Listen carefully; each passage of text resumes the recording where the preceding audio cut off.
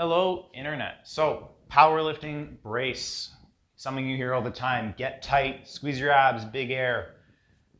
There's a lot of words to describe a brace, and unfortunately, it gets messed up a lot, right? There's lots of details that can seem like you're missing in a brace. Today, I want to go through basic mechanics of bracing in general, the two kind of main categories of lifters we'll see on kind of trends and patterns in errors or things they do right. And then following that up with each of those individual lifters, how to identify yourself and what to correct in order to build back up to your power lifts and really maximally brace and create the most effective platform to lift from. So quick background on bracing, right?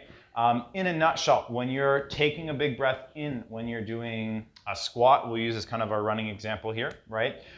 You breathe in, your diaphragm pushes down and outwards against your external core musculature. So like your six-pack abs, your obliques, your erectors, your lats, kind of this whole trunk, right? That outwards pressure of your diaphragm and the inward pressure from the tension in your ab muscles and trunk muscles really creates pressure because you're pushing more air into a fixed volume canister basically. An easy way to think about this is the pop can analogy, right? If you've got a bunch of juice in a can and the can is sealed, it's got a certain amount of pressure, it's as stable as it's going to be. If you crack the can open and then all the juice can flow out the top and you step on the can, it's going to crumple and juice is going to go everywhere. That's your air, that's your brace. The pop can is your spine. You want to protect that as much as you can.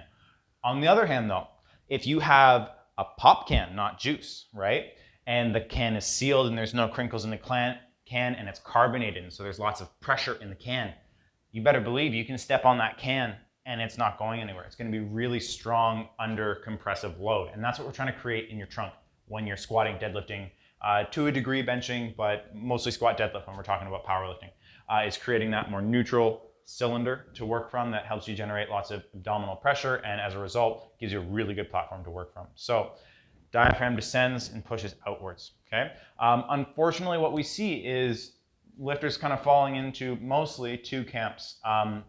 First camp we'll see are lifters who are actually really good at getting that belly breath. They're getting that outwards pressure from their diaphragm, but it's not in a 360 fashion, right? So these are your lifters where as they breathe in, they might do that, right? So I'm getting, okay expansion in my gut, but the back of my pop can, my spine, and my lats and my erectors are all kind of crushing inwards. So I've got this crushing effect here and expansion effect here instead of even expansion and pressure all around, which would look something a bit more like that, where you see how there's more even expansion across the board in my obliques, in my front, in my back, everything kind of fills up together, right?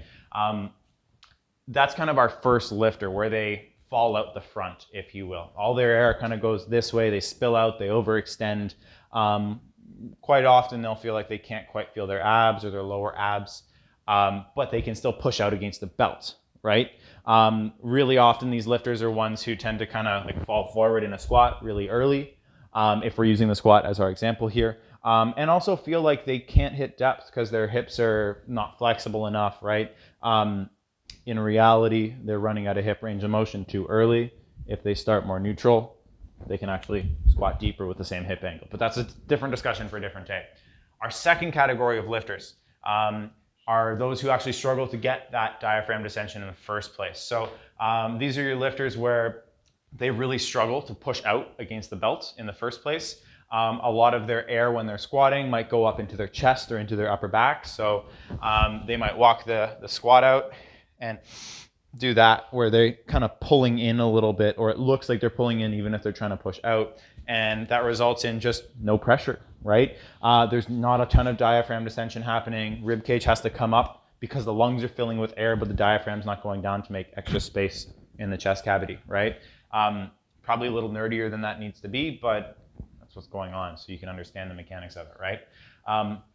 That kind of lifter, generally we try to work different strategies than we would with our first lifter in question. So how do we fix this? Okay, so two very different strategies that end up in the same place for each of our lifters, right? Lifter one our lifter who tends to fall out the front, right? They get good diaphragm expansion and distension in the anterior aspect of their trunk, but they struggle with overextending. This is a lifter we're gonna put into more 90-90 positions. So understanding the effect gravity has on the diaphragm is pretty cool here. So because we know they fall out the front a lot, we use gravity to help expand the back a little bit more.